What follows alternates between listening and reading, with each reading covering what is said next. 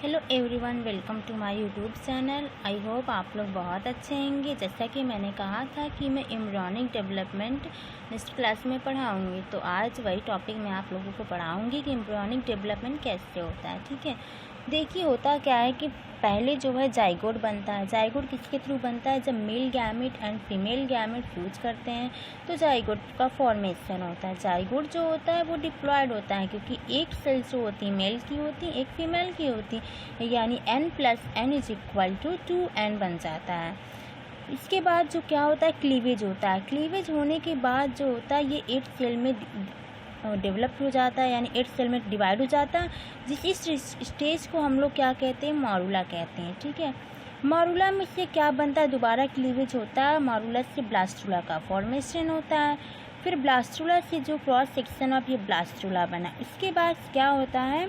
Gastrulation होता है। Gastrulation की प्रोसेस के बाद जो होता है हमारा ब्लास्टोसील, एंडोडर्म, एक्टोडर्म और गैस्ट्रुला का फॉर्मेशन होता है। कहने का मतलब है कि पहले जाइगोट बनेगा, उसके बाद जाइगोट जो होता है 8 सेल में डिवाइड हो जाता है। देखिए 1 2 3 4 5 6 7 8, इसको क्या कहते हैं? मॉरूला कहते हैं। उसके बाद जो होता है ब्लास्टुला का फॉर्मेशन होता है, इसमें क्रॉस सेक्शन ब्लास्टुला बन जाता है। ब्लास्टुला के बाद गैस्ट्रुलेशन होता है। गैस्ट्रुलेशन के फलस्वरूप जो होता है गैस्ट्रुला बनता है। आई होप इतना समझ में आया होगा। एक मैं और फिगर दिखला रही हूँ जिसमें एम्ब्रियोनिक डेवलपमेंट एकदम अच्छे से क्लियर होगा। ओके, ये देखिए फिगर एम्ब्रियोनिक डेवलपमेंट का। ये देख रहे हैं आप लोग जो वायलेट कलर में, ये स्पर्म है और इधर जो ये ओवम है। ये वेनाइटल लेयर है जो ओवम को कवर की रहती है, ऊपर रहती है इसके ऊपर, ताकि एक ही स्पर्म जो एंटर कर पाए, एक से अधिक स्पर्म इसमें एंटर नहीं कर पाए। ओके, फिर ये जो ना पेलोसेडा की लेयर है, फिर ये पेरीफेरल इंचाइलर स्पेस है।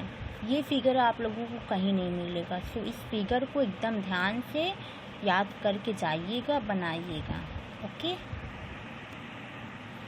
देखिए जब नर जननांग के द्वारा वजाइना में सीमन पहुँचता है यानी स्पर्म पहुँचता है, तो इनकी संख्या जो होती है 200 से 300 मिलियन होती है। 1-2 नहीं होती, 10-5 नहीं होती, मिलियन में होती है। किंतु वजाइना के स्ट्रिक्ट नेचर के कारण जो होते हैं यहाँ 90% यानी 90% तक जो होते हैं स्पर्म नष्ट हो जाते हैं, तथा जो 10% तक बचता है स्पर्म, वो सीमन वो कहाँ एंटर करता है? यूट्रस में। तो या यूट्रस के लिए बाहरी पार्टिकल होते हैं, इसलिए यूट्रस से कुछ एंजाइम तथा हार्मोन का स्रावण होता है। अगर मान लीजिए हमारे घर में इतने लोग रहते हैं, अगर कोई स्ट्रा आ गया तो हमारा बिहेवियर उसके प्रति कुछ चेंज होगा या कुछ अलग होगा। इसी प्रकार जो होते हैं जब यूट्रस में ये बाहरी कोई पार्टिकल आता है तो यहाँ कुछ एंजाइम होते हैं तथा हार्मोन का स्रावण होता है, सिक्रीशन होता है, जिसके कारण जो होता है 8 से 9 यानी 8 to 9% सेमन यहाँ पर ख़त्म हो जाता है। ठीक है, सारे तो ख़त्म, पहला तो 90% जो होता है एसेप्टिक नेचर यानी विजाइना के एसेप्टिक नेचर के कारण ख़त्म हो गया। फिर जो 10% बचे थे वो भी यूट्रस में ख़त्म हो गया, 8 से 9 इसी में ख़त्म हो गया। बचे हैं 1 से 2%। बचे हुए जो सेमन होते हैं वो एक्रोसोम के ऊपर लगे हुए पॉलीमेम्ब्रेन यूट्रस सिक्रीशन के द्वारा नष्ट हो जाते हैं। इस प्रकार से एक्रोसोम जो होता है एम्पुला में उपस्थित सेकेंडरी oocyte में पहुंच जाता है। तो सेकेंडरी oocyte पर लगे हुए जो कोरोना रेडिएटा होता है कि ऊपर हाइलुडिनेज एंजाइम का स्रावण होता है। हाइलुडिनेज एक एंजाइम होती है जिसका स्रावण से क्या होता है? देखिए ये कोरोना रेडिएटा है, ये वाला जो पूरा ग्रीन कलर से जो है ये कोरोना रेडिएटा, ये जोनो पेलुसिडा होता है। ठीक है, ये स्पर्म ये देख रहे हैं आप लोग। इसके बाद क्या होता है? देखिए आगे स्रावण करता है जिससे कोरोना रेडिएटा रैप्चर हो जाती है। यही जो कोरोना रेडिएटा होती है, जब हाइलुडिनेज एंजाइम का सिक्रीशन होता है तो ये ब्रेक डाउन हो जाती है यानी टूट जाती है। ठीक है, हाइलुडिनेज एंजाइम का स्रावण एक्रोसोम के द्वारा होता है। ये एक्रोसोम जो ये स्पर्म नहीं, स्पर्म का ये वाला पार्ट एक्रोसोम कहलाता है। एक्रोसोम के द्वारा होता है। अब एक्रोसोम सेकेंडरी oocyte के जोना पेलुसिडा के पास पहुंचता है। ठीक है, अब एक्रोसोम जो वो कहाँ पहुँचेगा? सेकेंडरी oocyte के जोना पेलुसिडा के पास पहुँचता है। ये देखिए ये वाली लेयर जो नहीं, रेड वाली जो एकदम डार्क रेड कलर की, वो है हमारी जोना पेलुसिडा की लेयर। ठीक है, यहाँ पहुँचते हैं। यहाँ पहुँचते हैं तथा इस पर जो होते ZP3 रिसेप्टर उपस्थित रहते हैं, जिनका मुख्य कार्य क्या होता है? मानव के स्पर्म को पहचान करना होता है, यानी ये किसी चीज़ को रिकॉग्नाइज करने का काम करते हैं। इसके बाद पहचान करना होता है। जोना पेलुसिडा के अंदर एक्रोसोम अपना न्यूक्लियस प्रवेश करा देता है, यानी पूरा ये क्रोमोसोम जो कहने का मतलब ये पूरा स्पर्म इंटर नहीं करता, केवल इसका जो रेड कलर का नहीं दिख रहा न्यूक्लियस वो एंटर करता है। इसके बाद जो है सेकेंडरी ओसाइड में पहुंच जाती हैं, जिसे हम मेल प्रोन्यूक्लियस कहते हैं। यह जो होता है हैप्लॉइड यानी एन होती है। जब सेकेंडरी ओसाइड के न्यूक्लियस में माइटोसिस सेकेंड होता है, जिसके कारण सेकेंडरी ओसाइड में जो होती हैं छोटी तथा बड़ी कोशिकाएं जो होती हैं का निर्माण होता है।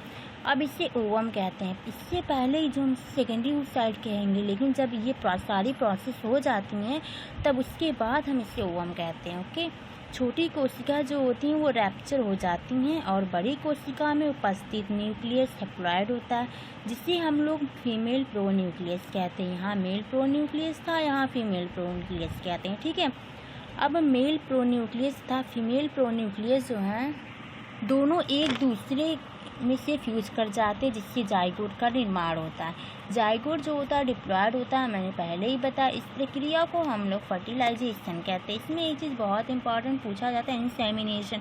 इंसेमिनेशन क्या होता है? व्हेन सेमन, जब सेमन आर रिच्ड पहुँचता है इनटू वेजाइना, वेजाइना के पास, इस प्रोसेस को क्या कहते हैं? इंसेमिनेशन कहते हैं। ठीक है, इन अंदर सेमन में पहुँचता है कहाँ? वेजाइना के पास। फिर इसमें आता है capacitation. When the polymembrane layer of acrosome जो होती है विच कंपोज्ड होती है, किससे बनी होती है? प्रोटीन से एंड कार्बोहाइड्रेट इज रैप्चर, जब टूट जाती है बाय यूट्रस सिक्रिएशन, यूट्रस में कुछ एंजाइम सिक्रिएट होते हैं, उसके द्वारा जब ये टूट जाती है तो इस पूरी प्रोसेस को हम लोग क्या कहते हैं? कैपेसिटेशन कहते हैं। फिर एक होता है इम्प्लांटेशन। जाइगोट के निर्माण के पश्चात माइटोसिस डिवीजन होता है, जिसके फलस्वरूप जाइगोट के अंदर 2 बराबर सेल का निर्माण होता है। इस पूरी प्रक्रिया को हम लोग क्या कहते हैं? क्लीवेज। मैंने आगे ही बताया। इस प्रक्रिया में केवल सेल की संख्या बढ़ती है, सेल का साइज नहीं बढ़ता, यानी सेल की संख्या नंबर बढ़ती है। देखिए मैंने बताया ना आपको, जब ये देखिए क्लीवेज, जब क्लीवेज होता है कि सेल की संख्या बढ़ती है, साइज नहीं बढ़ती है। साइज इतनी यहाँ भी थी इतनी यहाँ पर भी है। ठीक है, उसके बाद जो होता है इसका मुख्य कारण चारों तरफ जो उपस्थित जियोना पेलुसिडा होता है। ठीक है, उसके बाद क्या बनता है? मॉरूला बनता है। मॉरूला कैसे बनता है? क्लीवेज होने के पश्चात इसमें माइटोसिस डिवीजन बार बार होता है, जिससे सेल की संख्या 2, 4, 6, 8, 16, 32, 64 तक हो जाती हैं।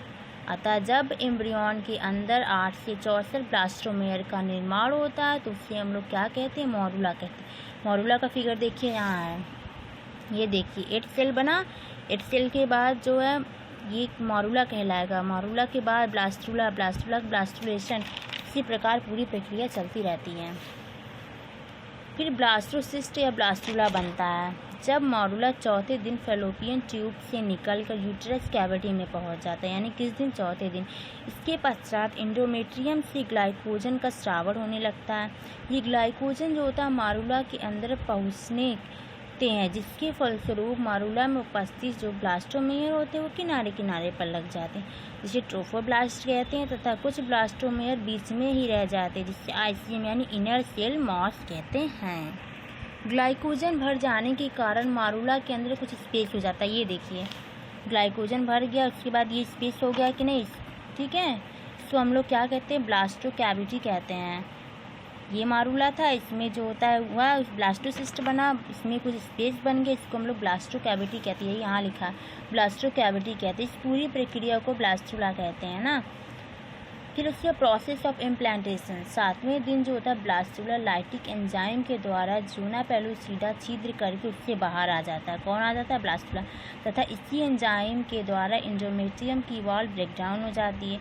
ब्लास्टुला जो होता है एंडोमेट्रियम में जाकर धंस जाता है तथा एंडोमेट्रियम जो होती चारों तरफ से ब्लास्टुला को घेर लेती है। इस प्रक्रिया को हम लोग क्या कहते हैं? इम्प्लांटेशन कहते हैं। ओके, इम्प्लांटेशन के समय जो होता है ब्लास्टुला में उपस्थित आईसीएम जो होता है मायोमेट्रियम की तरफ ही रहते हैं। एक लेयर होती है यूट्रस की, पेरीमेट्रियम, मायोमेट्रियम, एंडोमेट्रियम, मैंने पढ़ाया है उसको। अब देखिए फिगर, ये हमारा जाइगोट है, ये हमारी जियोना पेलुसिडा की लेयर है।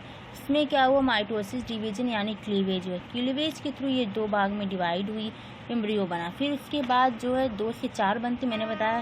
फिर 4 बनी, तब 4 बनती है, उसके बाद जो होता है 4 से 8 बनती है। इसी प्रकार ये देखिए 4 ब्लास्टोमेयर, फिर 8 बनी, फिर उसके बाद 16, 32, 64। इसमें देखिए इधर की तरफ जाती हैं और इधर कैविटी खाली, जिसे हम लोग क्या कहते हैं, ब्लास्टो कैविटी कहते हैं। ये हमारा ट्रोफोब्लास्ट है। देखिए बताया था ट्रोफोब्लास्ट किनारे किनारे पर होते हैं। फिर इधर इनर सेल मास, ये ब्लास्टोसिस ब्लास्टुला। आई होप आप लोग को समझ में। ये फिगर थोड़ा सा इम्पॉर्टेंट है, थोड़ा सा आप लोग देख लीजिए। मैं सीधा करके फिगर दिखलाती हूँ। ओके, ये देखिए फिगर।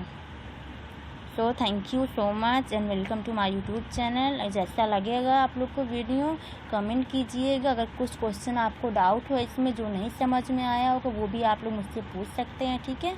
आई होप आप लोग को समझ में आया होगा। Thank you so much.